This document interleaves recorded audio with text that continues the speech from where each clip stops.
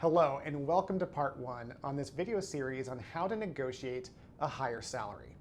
You know, there's so many different layers to do this appropriately, so we turned it into a video series, and this is part one, knowing when to ask for a raise. So listen, when it's time to evaluate your compensation, oftentimes we simply don't know if what we're getting paid is industry standard. And so I'll tell you from experience as an owner of multiple companies, there have been two times when I've had this discussion with employees where I felt like it was justified. The first is when I was accidentally underpaying them, and the second is when they were creating additional value and helped me see that they were worth more. So let's talk about the first one. When people are underpaid. First of all, hopefully you have a good employer who's not doing this on purpose. That was my situation. I never intended to underpay people. As a matter of fact, my target as an employer was to pay at the top of industry averages because I wanted A talent. And A talent deserves the top of that compensation range.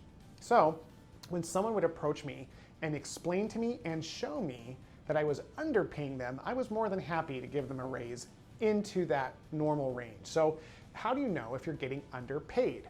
Well, there's three areas you can research to help you determine if you're getting underpaid. The first is to go online and do Google searches for your position. I want to warn you immediately that that information isn't going to be totally accurate. As a matter of fact, it is very easy to get confused on Google, but it's still good to know what those ranges are because that's something your employer can also go online and see as well. So once you do a general research of your position online, the second thing you want to do is talk to headhunters or anyone who assists in recruiting for companies of your type for positions like yours. People in that industry typically have it dialed in pretty well. And they'll be the first ones to admit that there's not one magic number for a specific set of duties in one specific region. As a matter of fact, it's really dependent upon a lot of other factors, but they can give you detailed information to help you get clear as to what you're getting paid, if it's normal, above normal, or below. The third area that you can go, and it's the most valuable information, is to your network. If you have people in your network who are currently in your position, it's easy to go out to them and ask them, what is it that you're getting compensated for in a range, or more, if you're not that close to the person, you can ask them, in your company, what is the compensation package typically look like for someone in a role like yours? And that way they can talk about it generally without giving a lot of their personal information. Between those three sources, you can take the average number and help you determine, all right, here's my current salary, am I above, below, or right on track? So that's one situation when it's very appropriate to bring that up to your employer.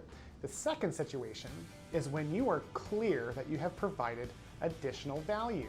I used to tell people when I would hire them that we don't give raises every year just for showing up. We would have a set of expectations, and if someone met those expectations, then we would compensate the same year over year with the occasional bump for inflation. However, I encouraged everyone I hired to look for additional ways to take on responsibility and create value. And so in any position, there's so many different ways in which you can support the leaders by looking for things that you can do above and beyond what you're currently being paid to do, or by creating value if you work in a service-based industry by talking to people in a way that really makes them feel special. That doesn't seem like a big thing, but to an employer, when I see an employee working with one of our clients with such devotion and care, that's someone I want to take care of. And I am not offended when they bring that to me as, listen, no one in our company does as good a job as I do of taking care of our people. I think that I can create even more value if we can change the exchange between us. So those are the two main whens to approach. But when, within the year, should you approach your employer for a raise? Well, what I recommend to people is if your company has annual reviews or some sort of review system, is to leverage that time frame. And why? Because the person that will be doing your review is going to be anticipating it anyway, so they don't feel like it's coming out of left field. If anything, they should be in that headspace already. And so if you're preparing for a review, you can very organically bring that topic up into discussion at that time.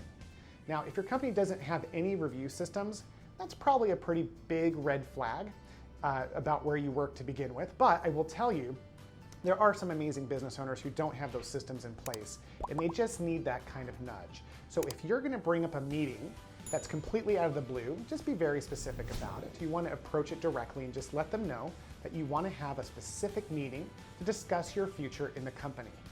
And that's the topic, your future in the company. You want to sit down with your employer and say, listen, I love it here for the following reasons. This is what I've been doing to want to create more value. But I'll get into that in the next video as to how to specifically ask for a raise. So I would love to hear from you. When are times that you have successfully or unsuccessfully asked for a raise, and how did that turn out for you? Thank you for watching. Until next time.